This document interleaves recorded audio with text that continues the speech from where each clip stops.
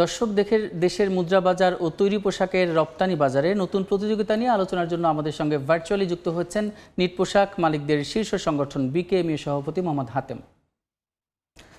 জনাব হাতেম, এ সময়ের বাণিজ্যে আপনাকে স্বাগত।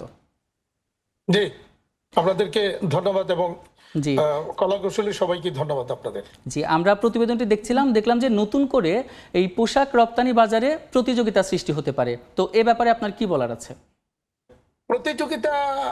প্রতিযোগিতা সৃষ্টিটা হবে এই কারণে, এইভাবে মনে করেন যখন আমেরিকার বাজারে রপ্তানিটা ব্যাহত হবে, তখন আমাদের যারা রপ্তানিকারক আমেরিকার বাজারে মোস্টলি ম্যাক্সিমামটা করতো, তারা তখন অন্যান্য বাজারে অন্যান্য রপ্তানিকারকদের সাথে একটা অসম বা আনহেলদি কম্পিটিশনে লিপ্ত হবে। আর এটার আনইথিক্যালি এটার সুযোগটা নিবে হলো কিন্তু বায়াররা, যেটা অতীতে বিভিন্ন সময় তারা নেওয়ার চেষ্টা করেছে। তো এরা এমনি মুখে অনেক কথা বলে, ইথিক্যাল কথা বলে, ইথিক্যাল ট্রেনিং দেয় বা শ্রমিকের ন্যায্য প্রাপ্যতা নিয়ে কথা বলে, কিন্তু আলটিমেটলি যখন তারা আনইথিক্যাল বাইং প্র্যাকটিস করবে, তখন শ্রমিকের ন্যায্য মজুরিটা দেবে কি করে? এইটা কিন্তু তখন এটা অনেকটা ডাবল স্ট্যান্ডার্ডের মতো। তো এটা একটা দিক যেমন হবে। আরেকটা যেটা হবে, আমরা মার্কিন বাজারে যখন এই যে নতুন করে ট্যারিফ যেটা নির্ধারণ হতে যাচ্ছে, আমাদের শঙ্কার জায়গাটা হলো যদি যদি হ্যালো জি জি, শুনতে পাচ্ছি। হ্যাঁ হ্যাঁ, যদি সেখানে আমাদের প্রধান প্রতিযোগী দেশ ইন্ডিয়া এবং ভিয়েতনামের ট্যারিফটা যদি অনেক অনেক ডিফারেন্সের নিচের দিকে হয়, তাহলে একটা সমস্যা হইতে পারে সেখানে। আদারওয়াইজ যদি কাছাকাছি থাকে, যেটা আমরা বারবার বলার চেষ্টা করছি, যেটাই ট্যারিফ হোক না কেন, সেটা যেন এই দেশগুলির মধ্যে যেন একটা লেভেল প্লেইং ফিল্ড যেন হয়, এইটাই আমরা বেশি গুরুত্ব দেওয়ার জন্য বলেছি। তো সেই জায়গাটা যদি না হয়, তখন আমাদের কিন্তু সংকটটা বেড়ে যাবে। আর আরেকটু যদি আমি বিশ্লেষণ এইভাবে করি, যে মনে করেন আমাদের $8 বিলিয়ন মার্কেট, তো রাতারাতি কিন্তু ইউএস কাস্টমাররা ওই $8 বিলিয়ন অল্টারনেটিভ সোর্সিং কিন্তু করতে পারবে না। হয়তো 20% 25% অল্টারনেটিভ সোর্সিং করবে, কিন্তু ম্যাক্সিমামটাই কিন্তু অল্টারনেটিভ সোর্সিং করতে পারবে না। জি, তো ফলে উচ্চ ট্যারিফ দেওয়া হলো তখন নিতে বাধ্য হবে। কিন্তু সেই ক্ষেত্রে যেটা তারা করার চেষ্টা করবে, এই ট্যারিফের অন্তত অর্ধেক 50% আমাদের উপর চাপিয়ে দেওয়ার চেষ্টা করবে। জি জনাব হাতেম, দেখা যায় দর কষাকষির ক্ষেত্রে সেই প্রসঙ্গটা আসলে দেখা যায় আমাদের দেশে যারা ব্যবসায়ীরা রয়েছেন তারাই প্রতিযোগিতা শুরু করে বিভিন্নভাবে। তো এই ব্যাপারটাকে আপনি কিভাবে দেখছেন, আর কতটুকু সতর্ক থাকা দরকার এই ব্যাপারটা নিয়ে? না, এই ক্ষেত্রে আমি স্পষ্ট করে আমাদের রপ্তানিকারকদের, আমাদের উদ্যোক্তাদের, গার্মেন্টস মালিকদেরকে অনুরোধ করব যে আপনারা একটু কঠিন হন, এই জায়গাতে একটু কঠিন হন, নেগোসিয়েশন একটু না বলেন, শক্ত করে নেগোসিয়েশন করেন। তার মানে আশা করি বিফলে যাবে না। যদি শক্ত হয় তাহলে বিফলে যাবে না, সেখানে রেজাল্ট কিছু আসবে। তো এখন যেমন ইতিপূর্বে গত মাসে অনেকেই যে 10% যেটা ট্যারিফ দেওয়া হয়েছিল, অনেকের উপরে 5%, তার মধ্যে 5% কিন্তু চাপিয়ে দেওয়া হয়েছে। তো এটা আমাদের অনেকে আবার মেনে নিয়েছে। তো আমার কথা হচ্ছে আমরা মানবো না, কারণ আমি তো 5% প্রফিট করিনি। তো তুমি আমাকে যে চাপিয়ে দিচ্ছ 5%, তাহলে তো আমি লসে যাব। তো তুমি কি চাও যে তোমার সাপ্লাই চেইন ইন্ডাস্ট্রিটা বন্ধ হয়ে যাক? এটা তো হতে পারে না।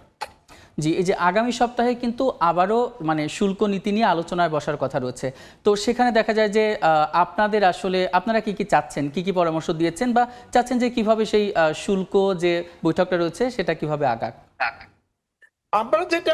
আমরা যেটা বলেছি, ওই যে কথাগুলি বললাম, যে ট্যারিফটা যেটাই হোক, যেন আমাদের এই প্রতিদ্বন্দ্বী দেশগুলির মধ্যে যেন ডিফারেন্সটা খুব বেশি না হয়, সেটা লক্ষ্য রাখা। আর দ্বিতীয়ত হলো যতটুকু সম্ভব কমিয়ে আনা, আর ট্রেড ইমব্যালেন্সটাকে কমিয়ে আনা। আর আগামী 5 বছরের বা 10 বছরের একটা প্ল্যানিং দেওয়া, এইটা খুব জরুরি বলে আমরা মনে করছি। এবং অ্যাকর্ডিংলি আমাদের যারা নেগোসিয়েশনে গিয়েছেন বাণিজ্য উপদেষ্টার নেতৃত্বে, তারা ওই লাইনেই কাজ করছেন বলে আমরা বিশ্বাস করি। এবং আমরা যতটুকু জেনেছি যে ওনারা সর্বোচ্চ লেভেলে, সর্বোচ্চ প্রায়োরিটি দিয়ে এটাকে কাজ করছেন। জি, এখন তো আপনাদের সংকটময় একটা পরিস্থিতি চলছে, তো এক্ষেত্রে ব্যাংক আপনাদের কিভাবে সহযোগিতা করছে যদি জানান। ব্যাংকগুলি সহযোগিতা না, বাংলাদেশ ব্যাংক সহ ব্যাংকগুলি এখন খরচ নিয়ে বসে আছে।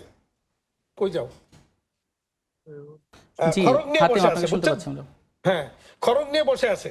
তারা সুযোগ পেলেই আমাদেরকে নানাভাবে আমাদের বিজনেসকে হ্যাম্পার করছে, ব্যাক টু ব্যাক দিচ্ছে না, নানা রকমের সমস্যা তৈরি করতেছে ব্যাংকগুলি এবং একই সাথে বাংলাদেশ ব্যাংক। এবং আপনারা হয়তো জানেন, মিডিয়াতে নিউজ হয়েছে, গত ঈদের আগে প্রিমিয়ার ব্যাংক শাখার 29টা প্রতিষ্ঠানের নানা সংকটের মধ্য দিয়ে যাচ্ছিল। বাংলাদেশ ব্যাংকে আমরা অনেক চিঠি দিয়েছি, উপদেষ্টা মহোদয়কে দিয়েছি, ওনারা বলেছেন। তারপরেও বাংলাদেশ ব্যাংক ওই ফ্যাক্টরিগুলির সকল প্রকার কার্যক্রম বন্ধ করে দিয়ে তাদেরকে একটা মহা সংকটের মধ্যে ফেলে দিয়েছে। তো এইভাবে চলতে থাকলে আগামী এক বছরে বহু ইন্ডাস্ট্রি বন্ধ হবে, তার মধ্যে কোনো সন্দেহ নেই। জি, শুধু বর্তমানে দেখা শুধু ব্যাংকিং সমস্যার কারণে বাংলাদেশ ব্যাংক এবং ব্যাংকগুলির যে নানা রকমের পলিসির কারণে অনেক অনেক প্রতিষ্ঠান বন্ধ হয়ে জি, যায়। এই যে আপনার কাছে শেষ প্রশ্ন একটি, সেটা বর্তমানে কিন্তু ডলারের দাম কমছে, এই চ্যালেঞ্জ আপনারা কিভাবে মোকাবেলা করবেন বা এই চ্যালেঞ্জটি কিভাবে নিচ্ছেন? না, ডলারের দাম কমলে আমরা কিন্তু ডলারের দাম একটা জায়গায় গিয়ে আমরা অভ্যস্ত হয়ে গিয়েছি। এখন যদি সেটা কমে যায়, তাহলে কিন্তু সেখানেও কিন্তু একটা সংকট তৈরি হবে।